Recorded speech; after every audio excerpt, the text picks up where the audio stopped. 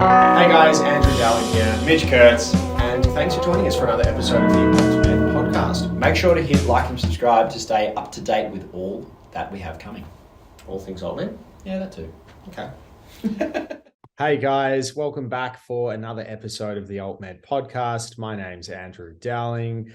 With me as always, my co-host Mitch Kurtz. And if you like what we're doing, please remember to hit like and subscribe wherever you get your podcasts, because we're just going to keep feeding it to you because we know you love it. And you're going to love this episode. This is, one we've been looking forward to for a little while.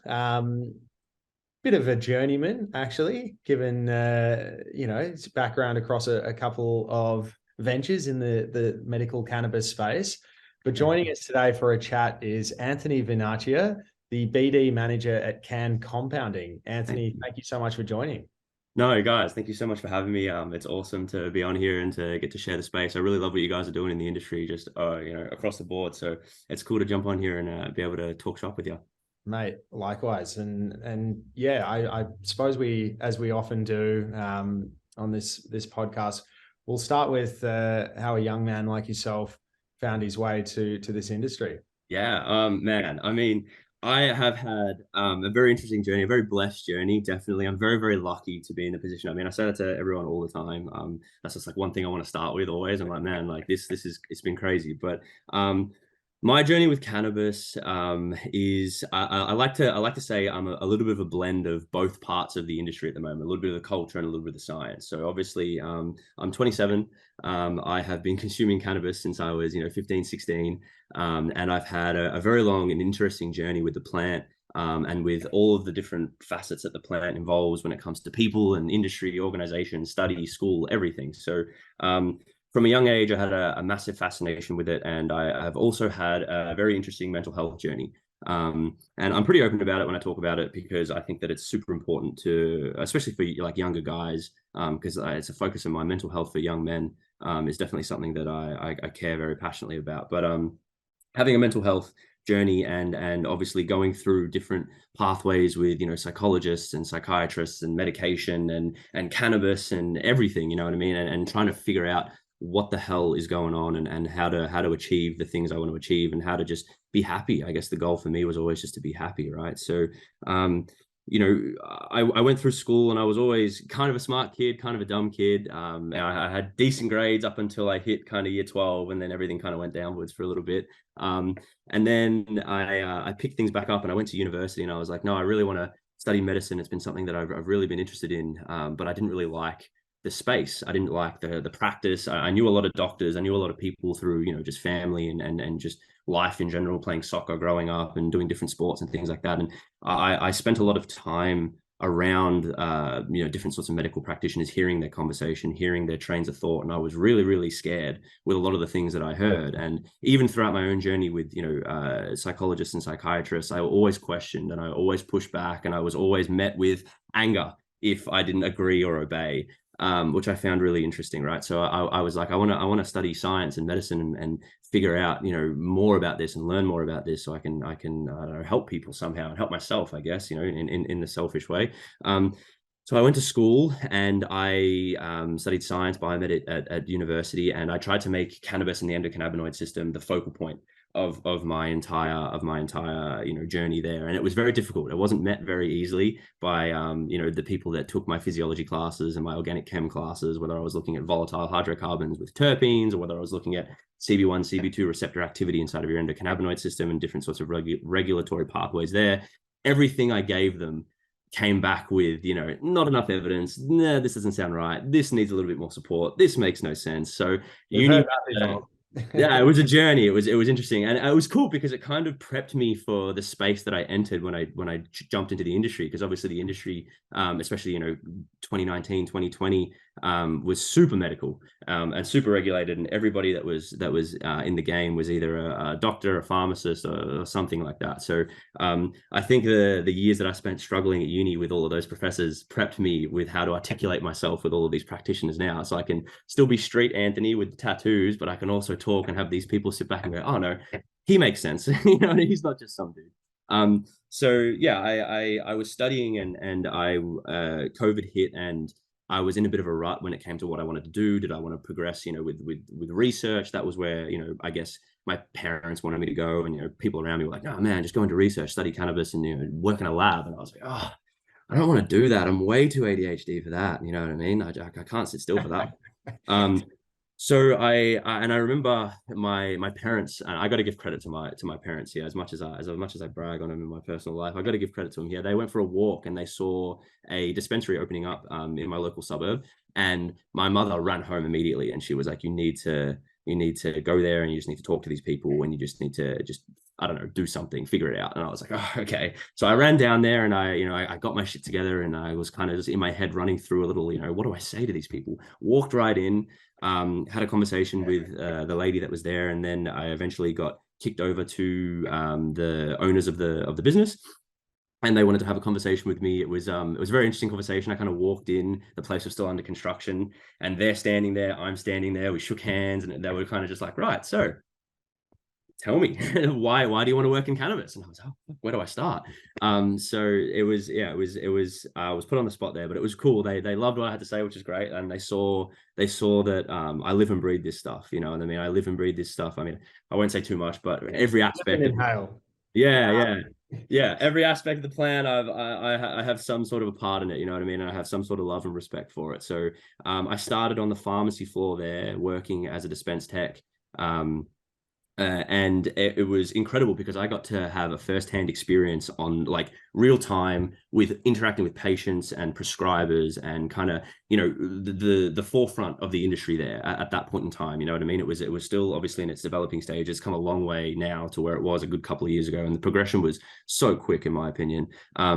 But yeah, I got to see, what patients liked, what they didn't like, all the complaints, which was a big one, prescribers, their teething issues, what they enjoyed, what they didn't enjoy, the things that made it difficult to progress education and further understanding and knowledge from that perspective. Like, so many different things from a dispensing point of view when it comes to pharmacy, the conversations that are going on in there, and the patient, I guess, dialogue, between pharmacist and, this is like, talking about dosages and usage and things like that, and accessory products, linking things up with vaporizers. And there was not a lot of knowledge on any of those things back in the day. You know what I mean? It was still very new, and people were still kind of unsure, watching podcasts or going to a weekend seminar, traveling to America for a month, and, listening to some guy talk for a couple of weeks and then coming back thinking they know everything. And there was a lot of that going on. So for me, it was really interesting because I just got raw feedback, and a lot of it. You know what I mean? And I guess from an anecdotal point of view, I got to develop and see my own trends and consistencies in the industry when it came to patient demand, and what people were coming into the industry and asking for, like, whether they were black market people who were like, hey, I just want to do this the right way and not, worry about jumping into some dude's car and getting stabbed potentially, or whether it was an actual patient who had a specific indication like pain or insomnia or anxiety, and was like, hey, traditional methods of medicine don't work for me. I'm really struggling right now. Like, I need some help.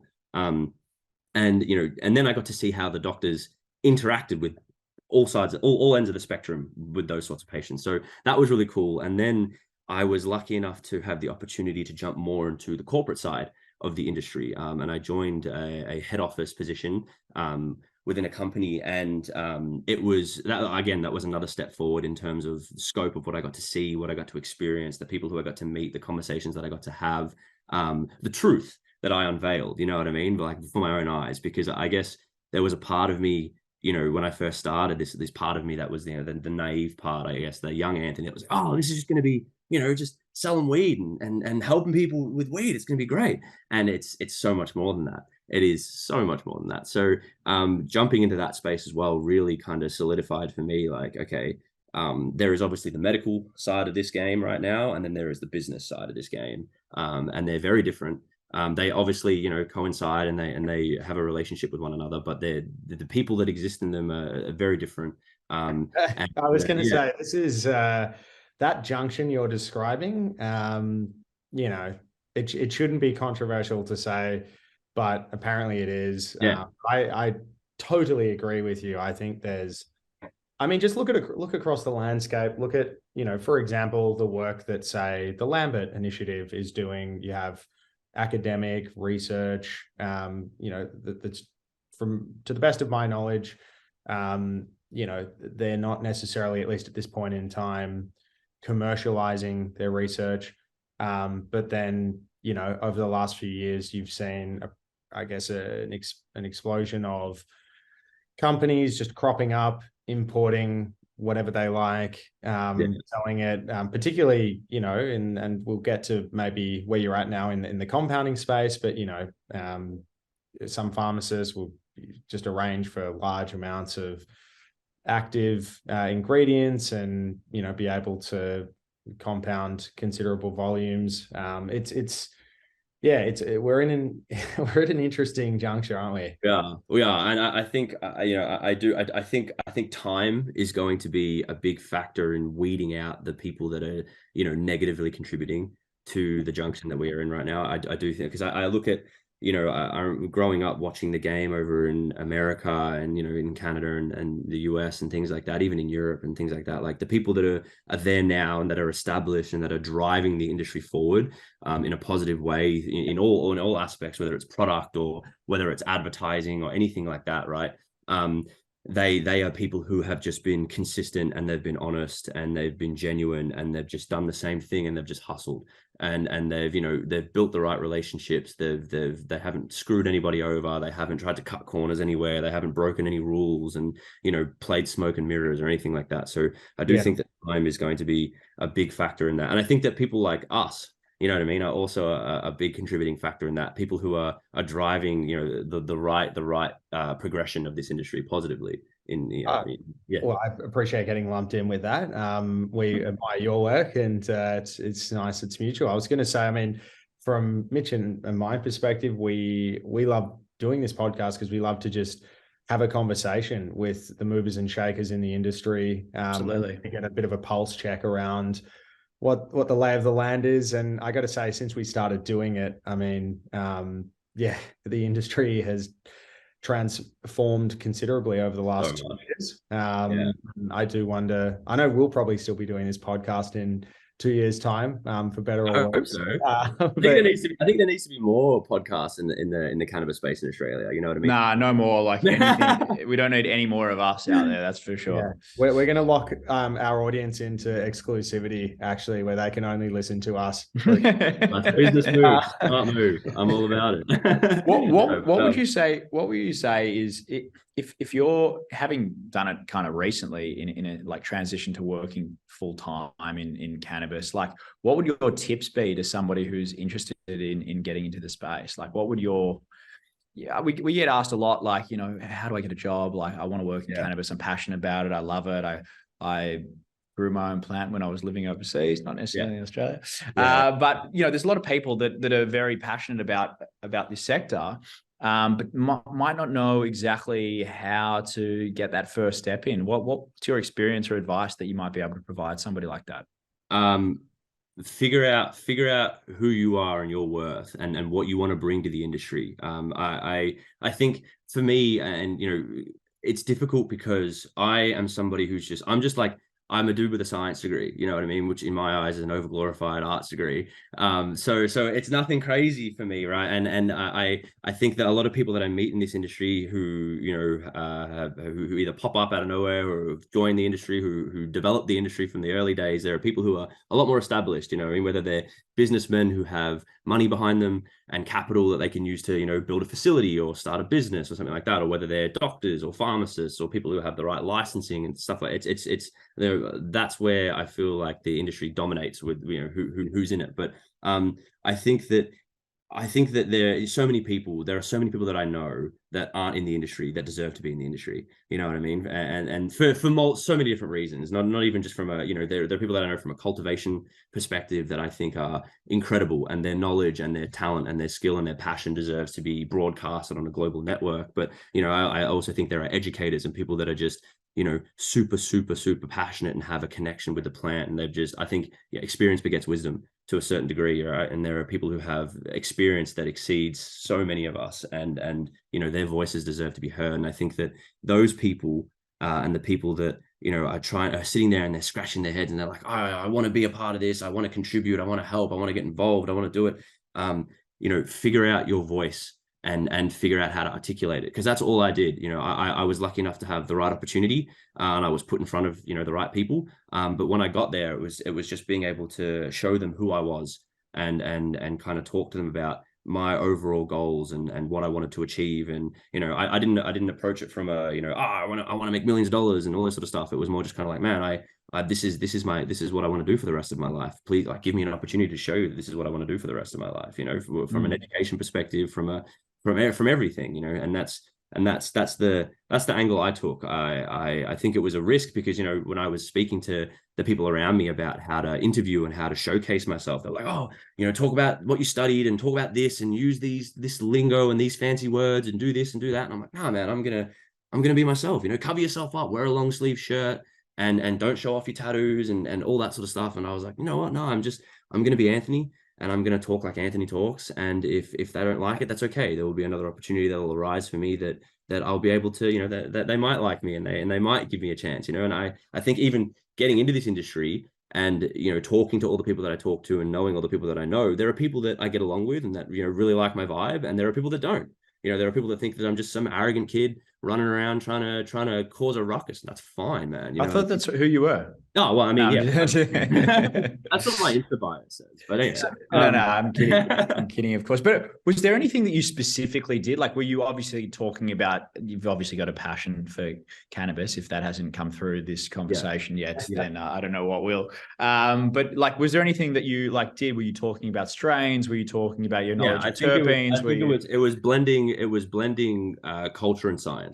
That's what it was, because that's what I think it still is, but that's what was lacking in the industry at the time. Being able to be connect with patients on a level that is understanding of their own consumption patterns and journey and things like that, but also be able to approach things from a medical perspective and actually try and integrate cannabis into people's lives in a positive way.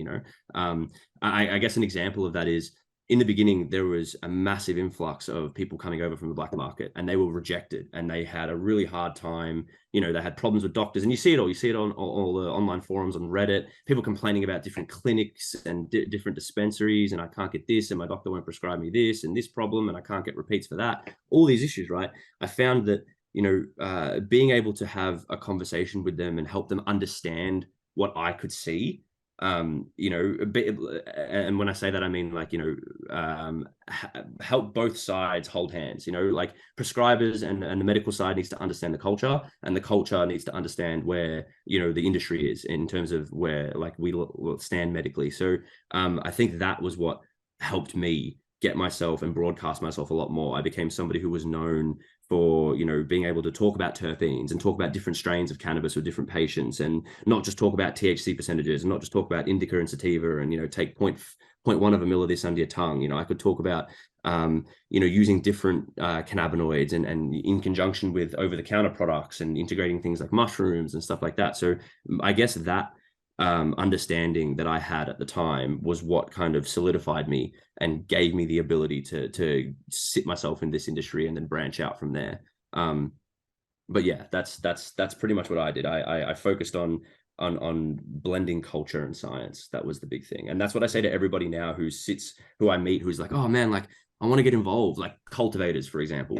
Everyone's a cultivator, right? Everyone knows how to grow weed, and everyone grows the best weed, right? So when I speak to all of them, I'm like, yeah, man, that's all well and good. That's great. But you sound like everybody else. You know what I mean? What do you love about this plant, and what have you figured out, and how have you connected with it that's different to everybody else? If you can figure that out and then figure out how to articulate that to people, you're going to be unique, and you're going to be able to stand out, and you'll have a more of a chance of when you get in front of these more business people that are more profit driven, and I want to sell flour, I want to do this, I want to do that. They'll hear you and say, hey, this person's got potential, this person's got a lot of skills that I really, really like, and that can be really, really beneficial, and then we can develop other things. Like me personally, I'm not a business guy, you know what I mean? And now I'm in a business development position, and that's purely because I've spent so much time learning about business in this space once I got myself in and branched out from the medical conversation that I was having with THC and the endocannabinoid system. Now I can talk about supply and GMP and freight and things like that. And figuring Yeah. out what you figuring out Well, how to articulate it. there's not that many people in this country that can talk about GMP, and I include the TGA in that. Yeah, I mean, yeah. Respectfully. But yeah, I mean, what just because it is topical, and you're in the compounding space, yeah, you're looking ahead. The TGA has kind of made some statements Yeah. that are not entirely consistent with the changes to TGO 93, but we'll put that to one side for a moment. How do you see everything for Cann Compounding where you're working at the moment? Yeah, I mean, so I guess really quickly finishing off what I was talking about before, I'm now at Cann Compounding. I mean, everyone, Yes. knows that. Yeah, so at Cann Compounding, and this is really exciting because I've now jumped into a niche space in the industry, the compounding cannabis space, and I'm so excited about it because I think it is so unique and it offers so many different strengths that I think are really necessary, right? And when you're talking about these law changes and with everything that's happening in the compounding space, like, from my perspective at Cann, like our goal is to bring the highest quality products and formulate, unique blends of cannabinoid products, whether it be in cream form or sublingual oil form or pessiary or topicals, anything, dried flower, vapes, all that sort of stuff. And we work really hard to meet compliance and meet, the standard that everybody else is trying to meet within the industry. So I all the conversations at the moment that are going on about compounding and compounding not really being a thing post July 1 with the GMP changes. I mean,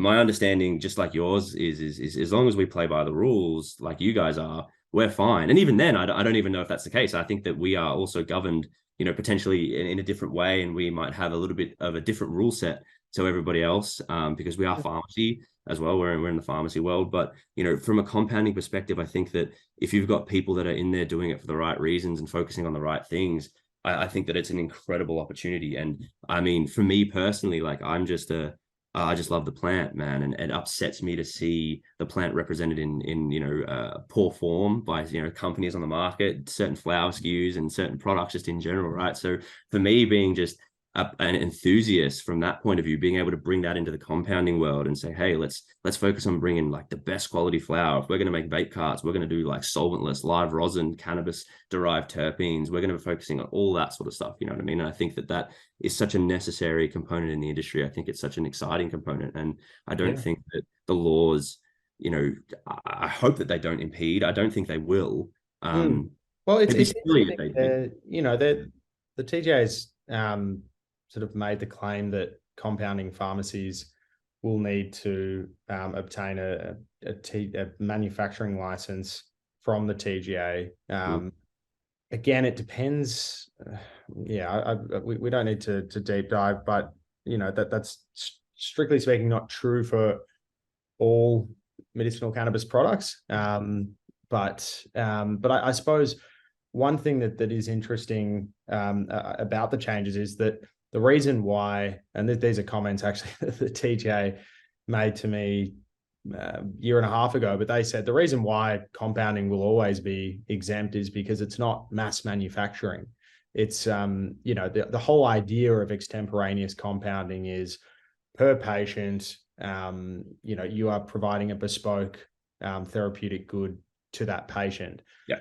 And so, the question really that needs to be asked that I think hasn't really been dealt with is sort of why target compounding pharmacies that are already doing that are providing bespoke medicine to patients. I mean, we're in an interesting situation where, if you look at what's commercially available as a finished good, and that includes anything that's on the ARTG, the approved medicines list, there's only 2 medical cannabis products on there. So you can't really refer to other products as commercially available. It's all, it's a tricky space. And I certainly, particularly when you have conversations with doctors who talk about titrating, patients and really needing to work with custom doses and those sorts of things, I think, putting a target on the back of compounding pharmacists seems to me restrictive in terms of what what the ultimate outcome will be for patients. That's exactly right. Yeah, I mean the whole goal is positive patient outcomes. The whole goal is helping people and bettering people's lives. And I mean, like again, I'll always revert back to what we're doing, even from an R&D perspective. Like our formulation scientist and pharmacist Matt, he's incredible, and he's been doing some amazing work. We're working on so many different cool blends with things like cannabinoids and mushrooms and this and that and the other, and so many cool things that we want to be able to bring to people to be able to help them, and they can integrate that into their management routines and different types of flower. I mean, from a personal perspective, I think obviously like I'm sure you guys have had this conversation with so many people on this podcast, but the indica sativa conversation, outdated, needs to move forward, right? But where do we go from there? Where's the conversation go from there? So, talking about things like categories and education. Education is also a big part of what we are focusing on in the compounded world. We have the opportunity to reach our prescribing network with so much education, and I get the opportunity to talk to different prescribers about cannabis flower and choosing specific cultivars for indications, not based on what you're just reading on a piece of paper, actually understanding the plant a little bit more and understanding profiling and understanding that, a whole plant medicine and the entourage effect is more than just 25-30% THC. I've come full circle on the sativa indica thing. I'm back on the train, actually. Yeah. Because this is news to me, Mitch. Fire away. Well, hear me out. I mean, when we're talking sativa indica, we're really talking about latitude from the equator. So like equatorial positioning and things. Yeah, correct. So like if we're thinking about it in those terms, you're talking about a different temperature, which requires, if it's in Afghanistan, a heavier leaves, bushier, more protection for the plants. Yeah. And it does produce, generally speaking, at least in a landrace perspective, certain properties that lend themselves to certain types of chemicals, as opposed to a sativa with, taller, finer leaves, thinner leaves kind of thing. And they're producing a different set of chemicals that generally more stimulating as a result. So yes, it loses its momentum when you're talking about sativa and indica, when you're talking about the range of hybrids that we have, which is probably 99% of the market, if not all of it. Yeah. It loses steam in that, but conceptually, I don't think it does. I think there is some merit to it in the way that you would say, oh, well, these are two completely different Shirazes, or one was Syrah grown, in Europe, and one was Shiraz grown in Australia. They're both the same grape, but they're still quite different. So you can have two sativas that are very different to each other, but have, more similarities, let's say, than a sativa and an indica that are pure land races. Yeah. So I kind of still get the sativa indica. I mean, it is there for a reason. There is a reference to it. It isn't always true. It doesn't always provide an accurate reading of how you're going to react to the plant or how it might make you feel. But it is better than nothing. I think that if you know where it's coming from, you might be able to find some kind of repeatable effects that you like to. You might be able to gauge it a little bit better. Yeah. I guess one of the problems is that people are growing genetics and mixing seeds and doing things that, who knows where it started. So everything, yeah. So to just say that it is something is difficult to verify, depending on where it comes from. So I guess it comes from just that total lack of clarity around origin. Yeah, is that really? And I think that, I agree with you completely. And I think it's really cool how you mentioned the whole equatorial thing and the placement of the plant, expressing different profiles. I have a friend of mine who's a really big name in the industry in America. His name's Kevin Jodrey. I don't know if you guys are aware of him. He's super big when it comes to emerald carp and all that stuff. Yeah, he kind of put together the whole aromatic categorization of cannabis when it came to talking about them as profiles as opposed to indica and sativa. And what you said could not be more true in terms of plants that have a harsher life cycle and plants that have to cop it a lot more are probably going to express more of a profile that's going to be on the analgesic sedative side of things. It's going to be more heavy. It's going to be more aggressive, right? Whereas plants that are grown in a more of a tropical, more chill environment where they've got room to stretch, they get those big sativa 14 footers going on in the sun, you know, they get more of those floral and fruitier vibes, you know, because they don't have to work as hard to stay alive, right? And they don't have to work as hard to fend off as many bugs and diseases and pests, right? So I think that translates into how the plant could potentially affect you. And that's where I kind of want to go with education when it comes to talking to prescribers, especially within Cann Compounding when we're talking about product, because I don't just want to, you know, go to all these doctors and all these people and talk about, hey, like we've got this indica, we've got this sativa, we've got this, we've got that. Do it. You know what I mean? I want to use our formula of products that we've put together as a basis to educate doctors on, hey, this is how you can start thinking about cannabis to hit the nail on the head more often than not. You know, because I find that a lot of patients, I mean, it's a very patient-driven industry for sure, but the patients that aren't driving it themselves, that are being driven by doctors, a lot less now, but more so, you know, back in the day, there was a lot of misprescribing for sure, you know, where patients, but I mean, wrong thing. If you like when you see the plant grow, you can tell if it's more indica or sativa, for example. So you can see the leaves, you can see, does it finish in 8 weeks? Does it finish in 12 weeks? Yeah. It's like if I cross a Jack Russell and a sausage dog, you can still see that there's sausage dog in there because it's got stumpy feet and a long torso. It just looks like a Jack Russell a bit. You know what I mean? So I think it's kind of you know, there is something to it. I think I don't take if somebody says sativa and indica matter entirely, I would argue against that as well, right? And I would say if you think it doesn't matter entirely, then I would argue against that. And maybe I'm just a contrarian. Maybe the problem's me. But, but I've been saying that for years. Well, yes, we got confirmation here based on this discussion. But I think that there is definitely I think there is a quick reference guide there, if that makes sense, that gives you a, you know, okay, I could expect that I'm going to feel a bit sleepier, or I could expect that I'm going to be able to go and, you know, make the best music I've ever heard in my life, or whatever it is. No, I agree. I agree completely. I agree. Kevin uses this really interesting sort of analogy. He talks about when he was working on the dispensary floor back in the day. And I feel like I saw the same thing when I was kind of working, right, when it comes to trends where, for example, the hype back in the day with T25, right, and how everyone was jumping around it when it first kind of came out. It was that hectic, garlicky GMO terp, right? It was that real earth, and it was super sedative, super punchy, put people to sleep, helped with pain. It was great, and it fit in perfectly with basically Kevin was like, you know, I used to see all these people come in and they were consuming either earths or OGs, you know, or gases, right? Those like heavier profiles, and he found that there was a trend with people who were using them to get off opioids. And he was like, it's really interesting how, you know, seeing people lean more towards these earthier, these gassier, these more aggressive, pungent profiles to help with pain and to help them get off these heavy opioids they're taking. It makes a lot of sense when you're, you know, just looking at the phenotype in general, you know, and you're assessing it, you're smelling it, you're getting to understand it. Like you can kind of feel how it's going to interact with you. And I think that, you know, getting that point across to doctors as well is super important. I think doctors need to spend more time actually seeing the flower that they're prescribing. They don't have to use it. I'm not saying that everybody has to consume cannabis and do all that sort of stuff, but I think that for sure doctors need to, like, if they're going to prescribe a Cann Compounding product, I'd love for them to be able to see the Cann Compounding product and smell it.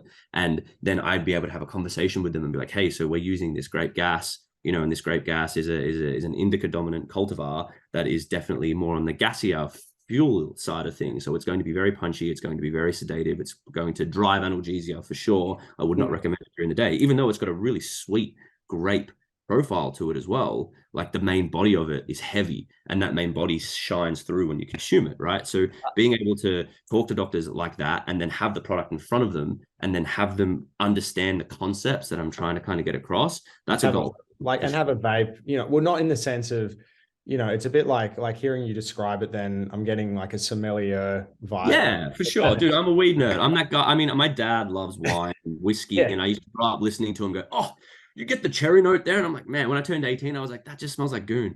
You know what I mean? Like, getting the fruity Lexia notes. Yeah. That's it. But it's like, you know, when you see people, you know, obviously tasting wine, but they got to drive or something and they spit it out into the barrel. I mean, could you get a doctor to just just have a little bit through the vape to be able to have a taste, to exhale, and to just supervise their activities, make sure they're doing it properly. I mean, I'd love to. I think I mean, I'm always on board for it. I know a handful of doctors who also consume, and Only a handful? Oh, I mean, only a handful. I want to meet more. I mean, the handful's a pretty big handful. I mean, two handfuls. But I mean, yeah, they're the ones that like we have conversations like this, constructive conversations where we're both adding things to the table that we're both learning, we're both challenging, we're going back and forth, and we're progressing together. And I think they're the relationships I'm trying to build and that we're trying to build as Cann, and it's that's the exciting part of it. So that's in terms of education, in terms of talking about flower, because obviously it's a very flower dominated industry at the moment. There are other things coming through. You've got your hashes and your concentrates and your carts and stuff starting to happen now, but I still think it's going to be a lot of time before they really hit the mainstream as much as they are overseas. You know what I mean? Yeah, absolutely. I still think flower is king, and I still think it always will be. So yeah, I guess doctors learning more and more about it, breaking down the stigma more and more and more, and having these sorts of discussions as opposed to those really medically driven, like this is a 25% THC indica, it's good for sleep, it retails at this much, prescribe it.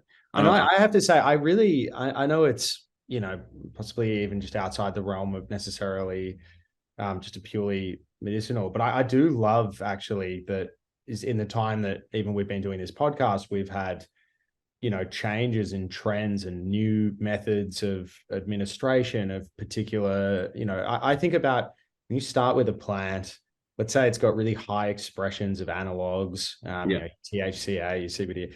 Like if you actually, I'm sure it wouldn't necessarily taste that good, but if you cold pressed a juice from that, you would actually preserve that. It's the heat that can, but I love the potential to do so much with the plant. And and that's compounding, you know what I mean? Like we're working on like forms of delivery, methods of delivery is a big one.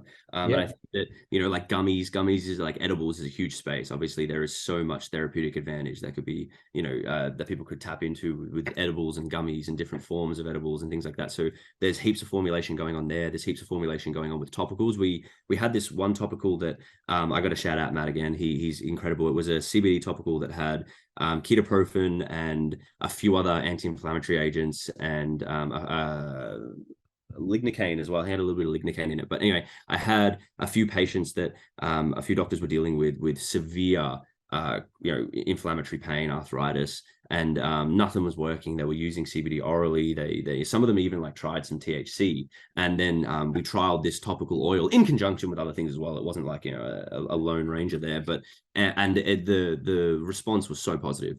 The response was incredible. You know what I mean? And that was something that I feel like for it to be a finished product, it would take such a long time for something like that to enter the market, and there would be so many people that would be missing out on taking advantage of it. Whereas in the compounding world, we can be a little bit more dynamic. And like I said, the people, as long as the people that are in that space are doing it morally correct, which I feel like we're doing for sure. We're making sure that all the supply chain meets criteria, and that we're not doing anything out of spec or doing anything that's too rogue and too cowboy.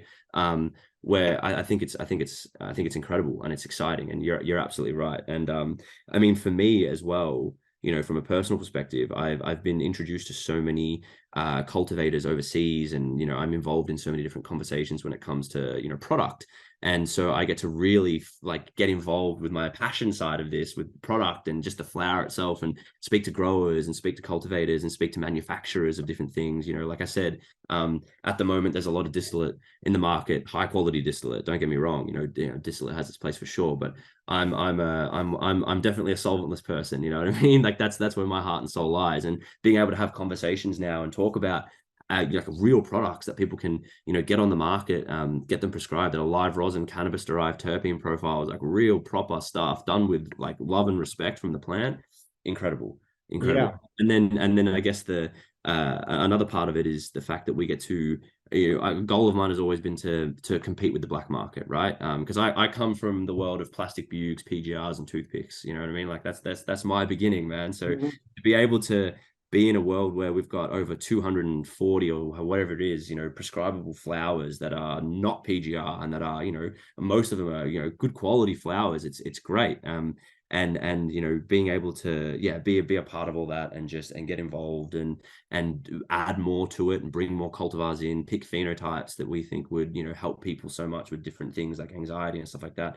It's incredible. It's exciting. And like I said, like circling back to the whole July 1 GMP thing, like I hope that there is nothing that stunts this section of the industry, because it's booming and it's got so much positive stuff to add. And I think that the people that are in it right now, there are certain people that are just incredible. Like even I'm so sorry, I've forgotten the name of the lady, but you guys were together at Cannabis, Duxa Pharmacy, Compounding Pharmacy. I think that's the shout out to Asper. Yeah. I mean, Picasa, yeah.